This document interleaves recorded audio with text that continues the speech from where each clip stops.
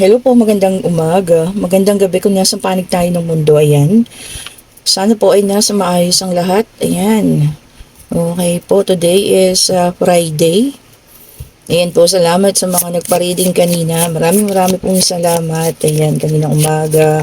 At ngayon, maya-maya ay may schedule tayo ha. Salamat po mga madam, mga sir, sa mga meron pong schedule mamaya po ng pa-reading. Ayan. Sa lahat po ng may gusto ng private reading, nandiyan na po yung link sa comment section ha. Scroll down, scroll up nyo lang po. And tungkol din po sa mga bracelet, kung gusto nyo mag-order, nandiyan na po yung link. Click nyo lang po yan. Ako po ang inyong makakausap po ha. Ako po mismo ito. Ayan. So meron tayo ditong accept. Sabi, no? Pagtanggap. Be prepared to accept what fate has in store for you. So, merong naka-in-store para sa iyo ang universe, ha? And then, meron tayong confusion. All seekers of truth will experience confusion. Confusion. Ayan, nabubulol na naman tayo. O, sa lahat daw na naghahanap ng katotohanan, maaaring, makaranas ng confusion o pagkalito. Ayan. And then, meron tayong indication. Watch for signs that lead you to true love. Oh, baka nga naman true love na yung meron kayo ngayon ha. Tapos parang binabaliwala nyo lang. Okay po. So tingnan nyo rin naman daw po. Even though para sa akin kahit hindi man siya masasabi mong true love, kahit na anong klaseng love pa yan, pero nandun kayo sa isang relationship, huwag nyo pong baliwalain yung partner ninyo ha. Okay po. And then the universe, meron tayo, the universe is guiding you towards that special someone. Just let everything take its course. O wag natin pong manipulahin. Hayaan daw natin na ang universe ang nagbigay sa atin ha ng mga senyales at ng taong ito. O ayan kung sino man ito. So meron na para sa atin. So ayan, merong the star. Ayan po. And then meron tayong four of wands. Meron din tayong the hermit. Ayan. Star. Ibig sabihin, hiningin nyo ito. Hiniling. And then, meron tayong nine of cups. Ayan. Okay.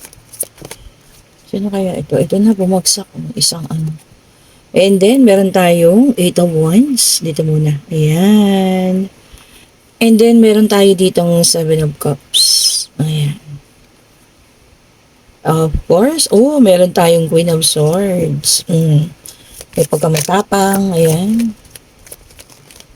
Okay. Ulitin natin ha. Isa na lang kasi ang kailangan. Medyo namaos tayo. Ayan. Painom na naman tayo ng malamig. Okay. So, ito na ang ating King of Pentacles. Okay po. So, meron tayong the Star, Four of Wands, the Hermit, Nine of Cups, meron tayong Eight of Wands, meron din tayo dito ang Seven of Cups, meron tayong Queen of Swords, meron din tayong King of Pentacles. Okay po. So siguro, ito ha, para sa akin, parang tinitingnan ko rito. Meron kayong hiniri, ayan, hiniling. Maaring isa itong tao na hiningi ninyo, no? Matagal din kayong nanahimik, siguro nag-self-healing, ayan. Siguro taon din ang inabot, parang minahal mo na ang sarili. Nagpakalago, ayan, naging financial independent, ayan, at ngayon okay naman na. Nagkaroon din ng movement, maaaring napunta sa mga ibang lugar, ayan, nakapag-abroad, nagpunta din ng ibang bayan, maaaring dito lang din sa Pilipinas, ayan. Maraming naging option, maraming naging nakilala, ayan. At ito na, bumabangon na. Pwedeng ikaw to, si King of Pentacles, pwede rin Queen of Swords, ayan. So, ito na, ayan.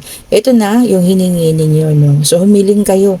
Maaring hiningi ninyo ay isang tao na tunay na magmamahal sa inyo. At ito na nga, ibinigay na ng ating Panginoon, ha?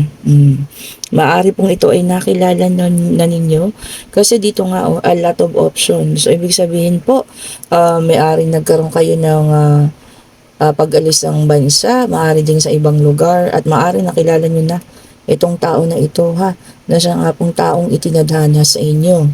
Okay po, kasi nagkaroon ng movement ito o pag-travel. So kung sa ibang lugar, pwedeng sa abroad, pwede rin pong sa ibang bayan dito sa Pilipinas, ayan, nakilala nyo na ang taong ito, no? So, ayan, nagkakilala na nga po kayo. Maaari ikaw ang Queen of Swords. Maaari ikaw din ang Queen of Pentacles. Siya ang Queen of Swords. Siya ang King of Pentacles. So, depende po ha. So, ayan po. Doon sa mga may bagong kakilala pala ngayon ha. Maaari siya na yung itinadhana. Ayan. At talagang i-guide kayo ng universe ano, para magkita kayo. No? Sabi dito maraming option. So, maaaring nagkita pa kayo sa isang party. Ayan, kasi may mga cups. Ayan, so ibig sabihin may mga inom-inom. Ayan, ha. May celebration. Kung sa pag-travel naman, pwedeng nagkakilala kayo sa isang lugar, nagkatagpo kayo. Ayan. Ano pa ba yung pwedeng senyales? O ito, maaaring nagkakilala rin kayo sa isang pagtitipon or celebration ng isang kasal. Ayan. Pwedeng isang engagement. Ayan. So, pwedeng ganyan dyan kayo magkakakilala ha, or nagkakilala na kayo. And ito ayan, nanahimik siya. Nanahimik ka rin. Pero ngayon, ito na. Bobongga na ang inyong mga love life. Ayan. So, ayan po ha. Ang mga senyales na kayo ay magkikita na or nagkita na ng taong ito. Maaari nagkakilala kayo sa party. Maaari rin nagkakilala kayo sa ibang lugar. Ayan. Huwag naman yung ibang panahon ha. Mahirap po yun. Nagkakilala kayo sa ibang panahon. Okay po.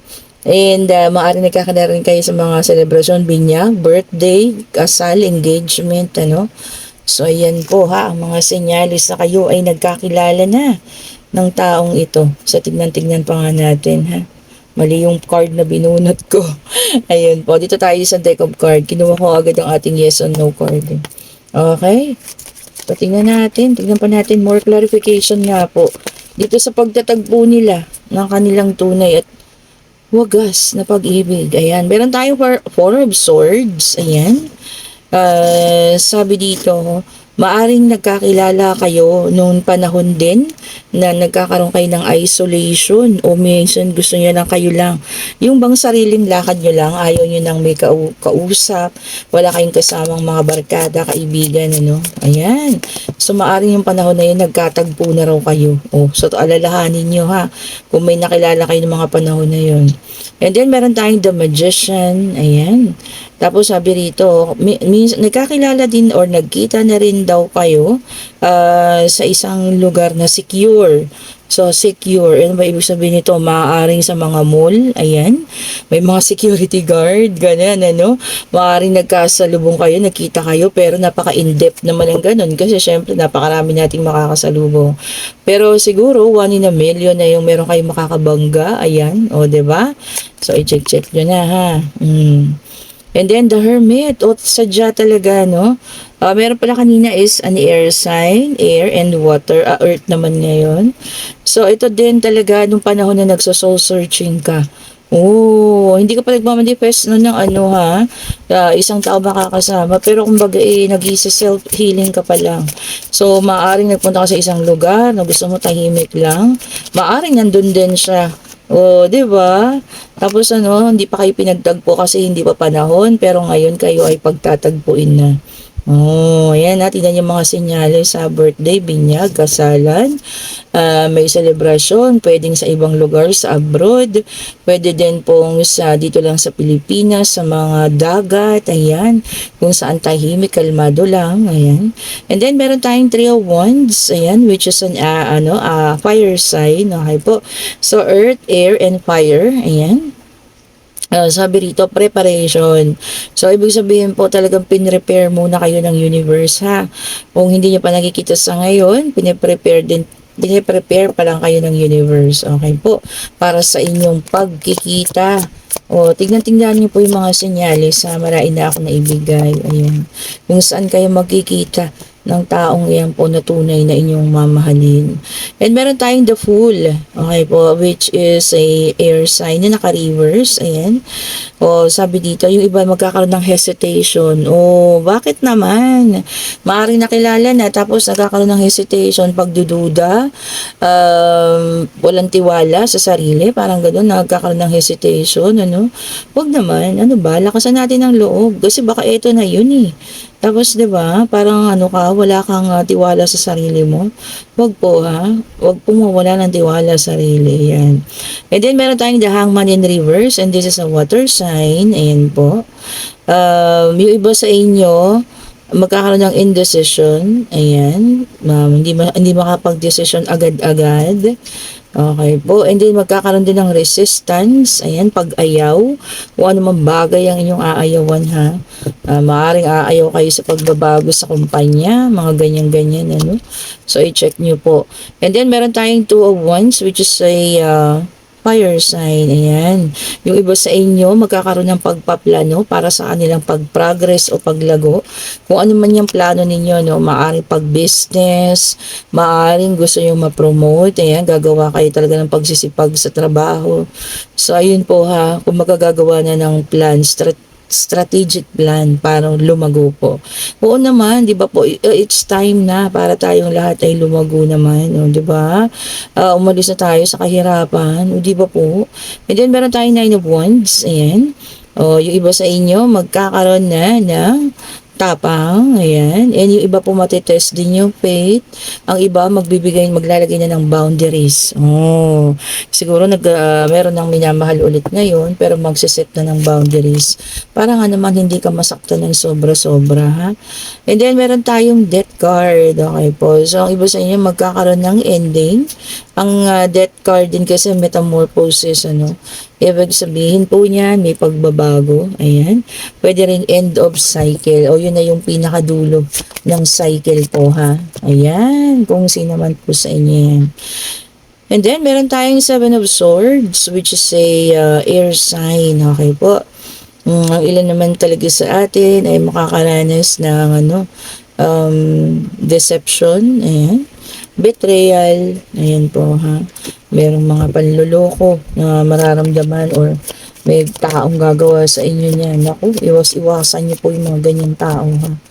Okay po, pag minsan lang kayo niloko, tama na po yun. Huwag na kayong papaulit pa kasi gagawin at gagawin po ulit yan.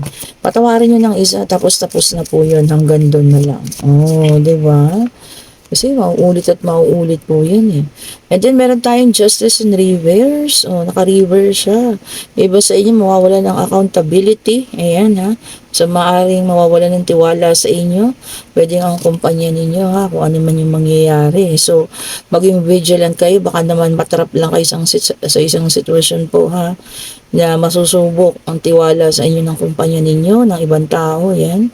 Kasi masusubok daw po ang accountability. And then, meron tayong Three of Swords in reverse, which is an air sign. Ayan. O, sabi rito, releasing of pain. O, forgiveness. Okay po, makakapagpatawad na. At i-release na lahat ng sakit na nararamdaman, ha. Kung kayo man yan. Oo nga.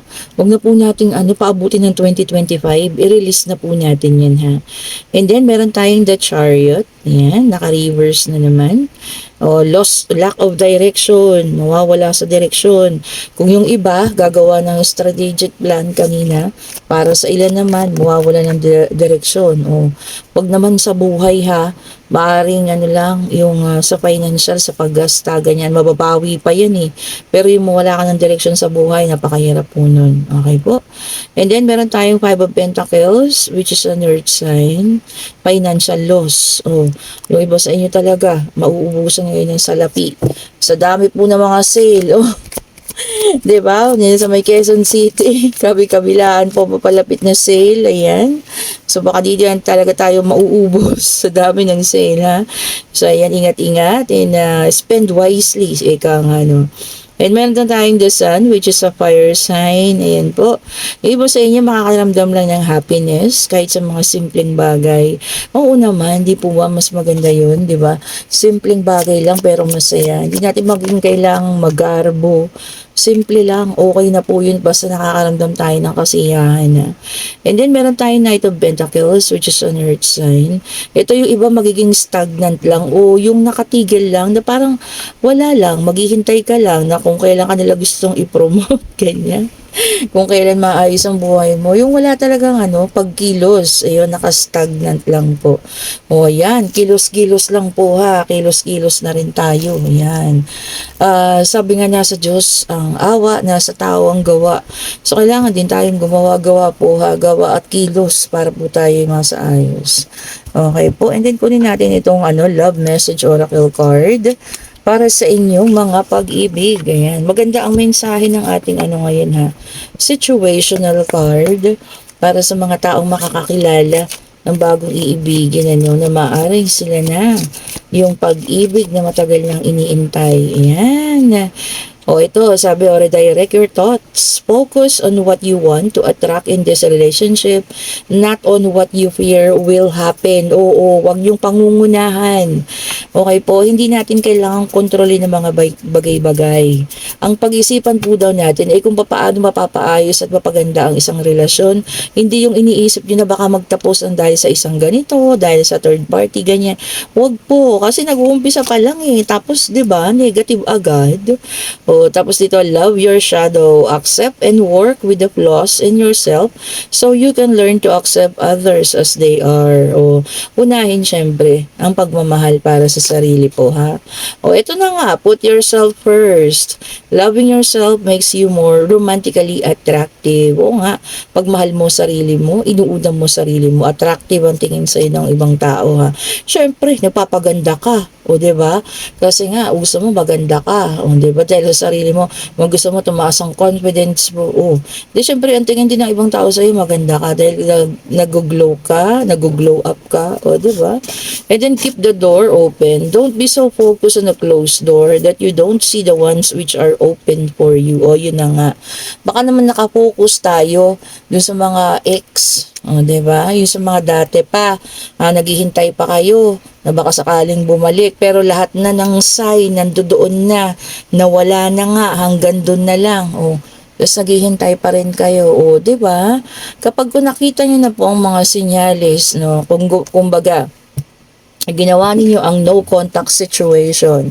Tapos pagdating ng siguro mga ilang months, wala na talaga, hindi na nagparamdam. Ibig sabihin po nun, wala na po yun. Okay po. So kailangan na nating bitawan, iwanan po ha. Yung mga ganun po, ang mga bagay-bagay. At kailangan nyo na rin humana po ng panibagong buhay para sa inyo ha. Okay po. So buksan natin yung mga pintuan natin para sa iba. At ito naman ang ating yes and no card. Ayan. Mag-isip ka po ng katanungan, Pagaya nga sa situational reading, kita nyo parating na. Maaring sa inyo din, parating na po yung taong iyon ha. Diba? Okay po. So, ito pwede na kayo magtanong. Love, life, career, financial, kung ano man, ang inyong gusto malaman. Divine Universe, ibigay mo po sa amin ang kasagutan sa kanilang mga katanungan. Ayun na agad po. Napakaganda. This is the wheel of fortune. Ayan. Ang sabi rito, maybe. Maaari. Diba? Kung ano man yan itinanong mo. Ang sagot po ay maaari. And ito po ay maaaring maganap hanggang at the end of 2024 or 10 months from now. And parating na talaga sa atin ang good luck, good fortune, good karma. Especially pag may ginawa kayong kabutihan ng mga nakararaan, ito na ang balik sa inyo. Magandang karma na, Ayan, tapos na ang ating medyo paghikahos. Ito na ang pagdating ng swerte natin sa buhay. Di ba? Ang ganda po ng reading ha. Kung sino man yung makakaranas sa situational reading, tandaan ninyo kung maaaring sa inyo makilala, Pwedeng makilala sa mga occasion, pwedeng sa ibang lugar, Pilipinas, sa pag-travel, pwede rin, okay po. Pwedeng yung makilala sa isang closed door, pwedeng makilala sa mga malls, closed door, ibig sabihin niya, mall, pwede pong mga bangko, mga ganyan, maaari ding ipakilala ng isang kaibigan, ayan ha, okay po, kasi nga party, closed door din yan, baka may kasama yung kaibigan mo, tapos irereto sa'yo, okay po, kung sino man, sana, siya na, ang taong para sa inyo. Okay po. And then commercial, eto na. Sa lahat po ng gustong mag-order, inuulit ko, nandyan po ang link sa aking comment section. Pakihanap nyo na lang dyan po. Unang-unang comment yan. Scroll down, scroll up. Ito po ang ating napaka-powerful na evil eye, ring and necklace set para yung mga alam nyo na, ang mga hindi magagandang mga iniisip sa inyo ay bumalik sa kanila.